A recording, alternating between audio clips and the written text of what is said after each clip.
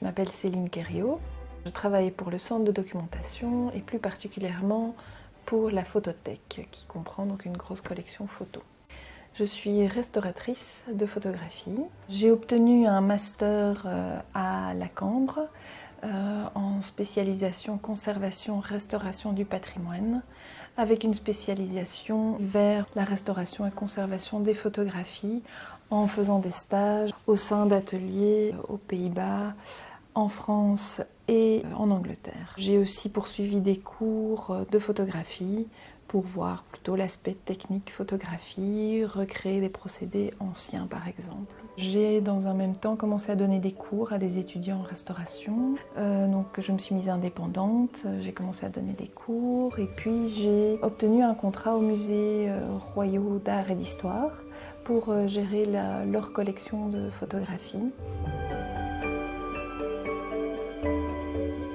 Au War Heritage Institute, je m'occupe de la photothèque et mes missions sont assez larges, donc cela va de l'inventorisation à la conservation, restauration. La photographie représentée au musée court de 1839 à 1945, regroupe actuellement plus de 300 000 images, des tirages au gélatino-bromure d'argent, donc plus spécifiquement connus sous le nom de papier barité.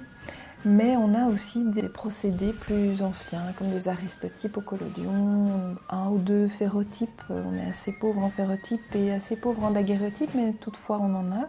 La photothèque fait partie du centre de documentation.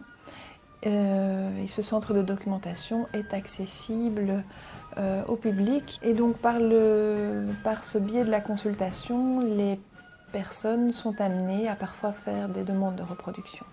Donc tout ce suivi de reproduction est aussi réalisé par moi-même afin de pouvoir savoir où se déplace une pièce. On doit penser un mode de conservation pour le futur, pour ces différents types de pièces. La numérisation des collections, pour dans un futur envisager une base de données en ligne pour permettre à tout à chacun de pouvoir accéder au contenu de ces collections sans devoir nécessairement manipuler ces pièces.